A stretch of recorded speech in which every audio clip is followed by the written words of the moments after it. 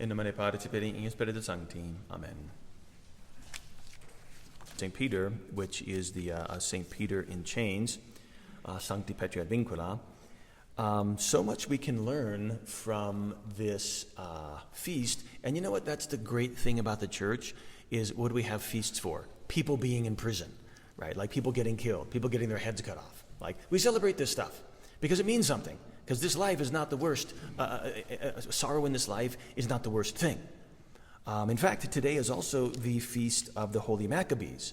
The Maccabees, as we know, is that 400 or 500 years before the coming of Christ, when these valiant men, the Maccabees, were fighting against the Romans, vastly outnumbered, fighting guerrilla warfare here and there, striving for the glory of God to keep their country and their people free. And guess what happened? They failed. The Maccabees failed. Right? By the time Christ came, Jerusalem, Israel, was ruled by the Romans. Exactly what the Maccabees were fighting to prevent, and they failed. Now we're going to get back to that. But disaster in this life is not the worst. It's disaster in the next. It's spiritual disaster that is the worst. And we'll see that come out. But this is just a great story. So this is from Acts chapter 12, and we read that Herod Agrippa stretched forth his hand to afflict the church, and he killed James, the brother of John, with the sword. That is James the Lesser. James the Greater went off to Spain. That's where Compostela is, etc. And seeing that it pleased the Jews, having killed James, he proceeded to arrest Peter also. And he cast him into prison, delivering him to 4 files of soldiers to be kept, intending, after the Pasch, to bring him forth to the people. But prayer was made without ceasing by the church of God for him. And when Herod would have brought him forth that same night, an angel appeared and delivered him. So just that little thing right there sets the stage. What's going on? What ought we to be thinking about? Well, first of all, what is St. Peter thinking about? It's the Pasch. It's the night before the Pasch. What is he thinking? I'm going to be killed just like Christ was. Just in the past, when Christ was apprehended and Christ was cast into prison and Christ was crucified the next day on the Pasch, that's about to happen to me. What did St. Peter try to do? He tried to rescue Christ. He drew his sword in the garden and he cut off the high priest's ear and he was going to rescue Christ and he was going to go down fighting. Like who? Like the Maccabees. He was going to deliver Christ from temporal imprisonment. And it didn't work. And so now what is he thinking? Well, James was apprehended, and he was the first bishop of Jerusalem, and he was killed by Herod. God didn't deliver him. Why am I going to expect that God is going to deliver me? St. Peter was preparing for death. St. Peter was preparing to be brought forth to the people and hear the people shout, crucify him, and be brought out and crucified. And that didn't happen. But everything was leading up to, this is what's about to happen to me. So Peter was awaiting his death in prison. He was about to die the next day. He had accepted this. He was going to make amends for having denied Christ 3 times. He was going to, no servant is greater than his master. All of this, St. Peter was prepared to accept. And what happened? The very night that Herod was about to bring him forth, probably in the next 12 hours, I'm going to be brought forth and all this is going to happen to me, St. Peter is delivered. So what would you be thinking? What would you be doing 12 hours before you're going to be scourged to death, given a cross and put up on a cross and crucified? What would you be thinking? What would you be doing 12 hours before that? Right? What was St. Peter doing? Sleeping. Right? Not in a bad sense, in a good sense. Right? St. Peter, he'd always been impetuous and you are the Christ and jumping into the waters and jumping into the ocean and blurting things out and drawing his sword and all of these impetuous things that St. Peter was doing. And the angel found him not pacing back and forth, not gnawing his fingers, not on his knees begging to be delivered. He had accepted his fate, and he was calm. He was peaceful.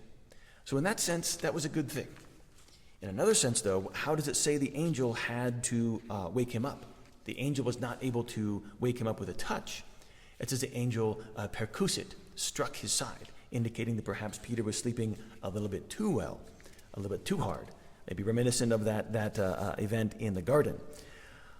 So in any case, St. Peter, he believes it's a dream. And so the angel bids him arise, and put your cloak around you, and he does. And the chains fall off his hands, and the angel and all the guards are sleeping, and the angel walks him out of prison and then disappears out in the streets. And Peter comes to his senses, and he says, against all expectation of the Jews, I have been delivered. And that night, it said that was in, and this is rather interesting, is that while Peter is peacefully accepting his fate, the entire church, the whole church, was praying for his release. And there's perhaps another maybe indication that perhaps Peter was sleeping too much or too early, is that the whole church was awake and Peter was sleeping. The whole church was praying for his deliverance, and Peter was not worried about it. But perhaps he should have been, not for his sake, but for their sake. And all these different things. This is why it's not so easy when you are in charge, right? In fact, when Peter would be crucified later in life, Peter would be crucified. He would request to be crucified upside down, so as not because being crucified in the exact same manner as Christ was an honor of which he was not worthy. The famous words of Peter, St. Peter was, before he was crucified, he was admonished, leave the city, do not be crucified, do not let yourself be killed, because the church needs you. The church still needs you to lead her and to guide her. And that's what was happening now in prison, right? The church was praying because Peter was still needed and Peter was sleeping. So then later at the end of his life, he's admonished, leave the city, don't be martyred because the church needs you. So he's like, well, I'm fine being martyred, but okay, I'll leave. So Peter's leaving Rome, and he meets Christ coming the other direction, carrying a cross, and of course a vision. And Peter says to Christ, quo vadis, where are you going? And Christ says, I'm going back to Rome to be crucified in your place. So, of course, Peter immediately turns around, goes back, and is crucified.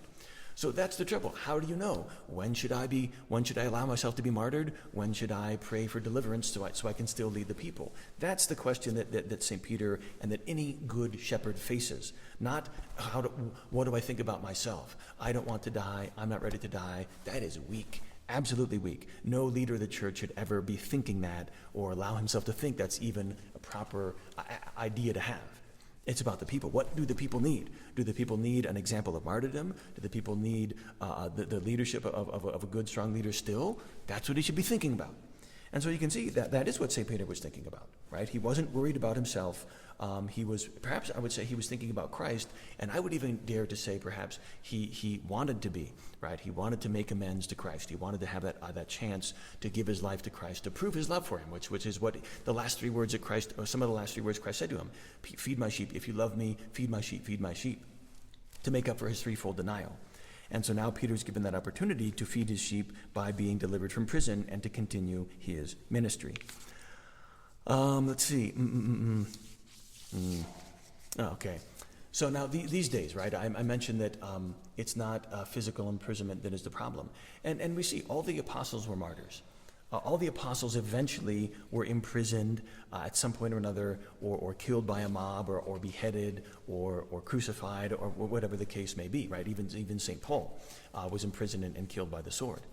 So it's not physical imprisonment, it's spiritual imprisonment that is the problem.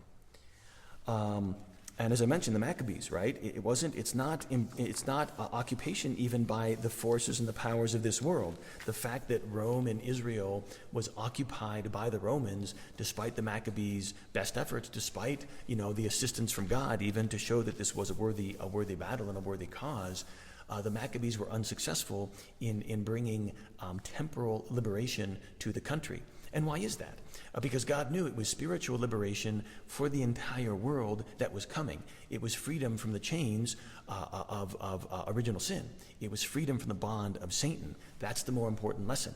And that's why the Maccabees failed, right? Their physical struggle against the Romans, against a physical enemy, was representative of our struggle against the devil and our struggle against sin. And guess what? We're incapable.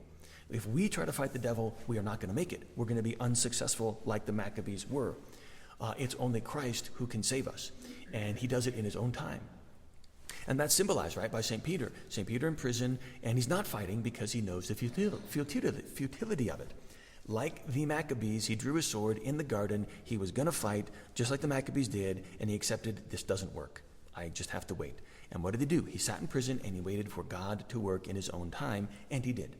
But what did it take? It took the prayers of the entire church, right? That's what it took. It took everybody in the church praying for the release of Peter from prison. And so our lesson today, in these days, is St. Peter is in prison right now. The papacy is imprisoned. The Pope is imprisoned, but it's not a physical imprisonment. It's a spiritual one. All right, the Pope is imprisoned right now in the evil of darkness.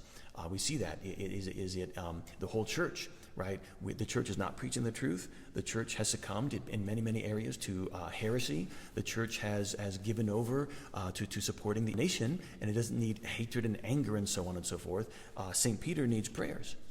And so, I mean, it's right for some people to, we have to call a spade, but there should be prayers offered for the liberation of St. Peter, right? The office of the papacy. That is imprisoned right now. It's in a spiritual prison, and we can't fight against it physically.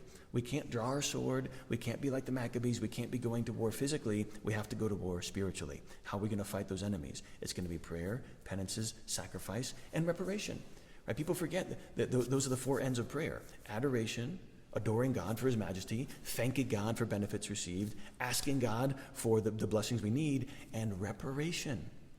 That's a whole quarter of prayer that we don't think about. It means of all the evils and blasphemies and insults Christ is getting, of all the sins people are committing, there's an inequality there. There's a breach of justice. How is that going to be repaired? How is God going to get the adoration he deserves? Who's going to make reparation for the blasphemies?